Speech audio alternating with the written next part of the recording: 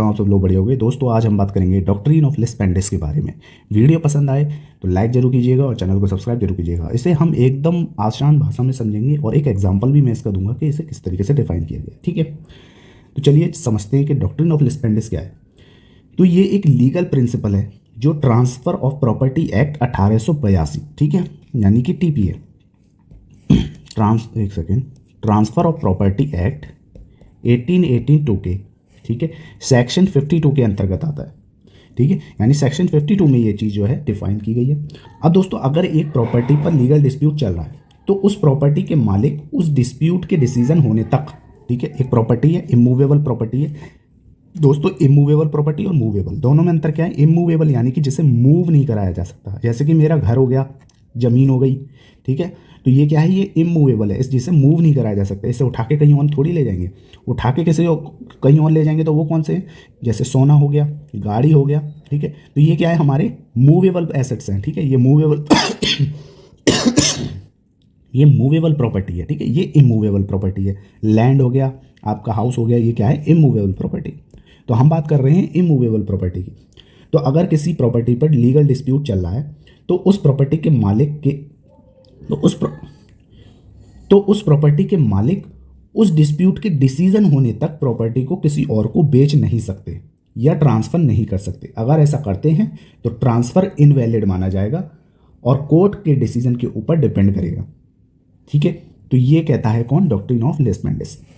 ठीक है, तो इसे हम एक एग्जांपल के थ्रू समझते हैं अगर आपको अभी भी समझ में नहीं आया होगा। ठीक है, मान लीजिए ए और बी के बीच जो है एक प्रॉपर्टी को लेकर डिस्प्यूट चल रहा है। ठीक है, ये प्रॉपर्टी है, तो ये केस कोर्ट के अंडर ट्रायल है। ठीक है, अब कोर्ट में चल रहा है ये केस। इस केस के दौरान ए उस प्रॉपर्टी को सी को बेचता है। दोनों केस लड़ रहे हैं, मान लीजिए बी प्लेंटिफ है, ए डिफेंडेंट है, तो ए क्या कर रहा है? चुपचाप से ये वाली प्रॉपर्टी जो है वो सी को बेच दे रहा है। ठीक है, तो क्या करेगा भाई? बी को कुछ चाहिए, तो बी को कोई ऐसा रिलीफ तो चाहिए होगा, तो बी क्या करेगा? बी क्या करेगा? इसके लिए क्या करेगा? एक डॉक्ट्रिन ऑफ लिस्पेंडिस से एक एप्लीकेशन डालेगा। ठीक है, तो क्या करेगा? कोर्ट का डिसीजन ये डिसाइड करेगा, इस चीज़ को एक एप्लीकेशन देगा कि साहब ये जो है इसका ओनरशिप जो है वो सी को ट्रांसफर कर रहा है। ठीक है, जो कि अभी ये जो है अंडर ट्रायल चल रहा है कोर्ट में ये मामला जो है ट्रायल में चल रहा है और ए जो है ये मामला सी को बेच दे रहा है।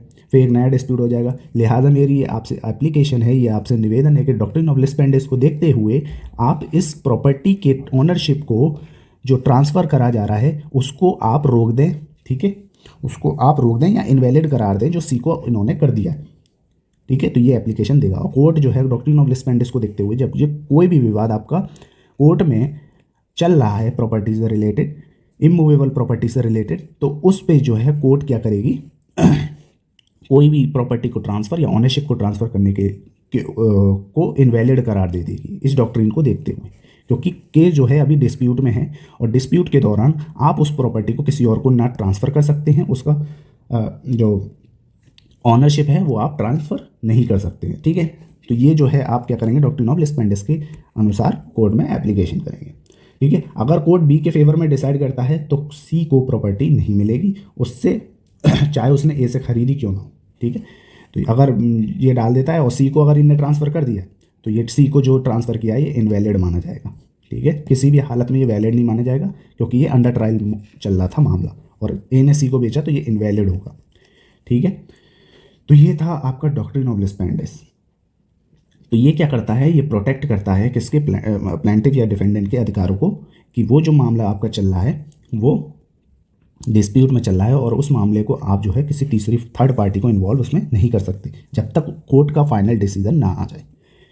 ओके, तो आई होप आपको डॉक्ट्रिन ऑफ लिस्पेंडिस आपको समझ में आ गया होगा और अगर आपको वीडियो पसंद आई है तो चैनल को सब्सक्राइब जरूर कीजिए और वीडियो को लाइक जरूर कीजिए। मिलते हैं अगले डॉक्ट्रिन के साथ सीपीसी के, तब तक के लिए सायोनारा एंड बाय।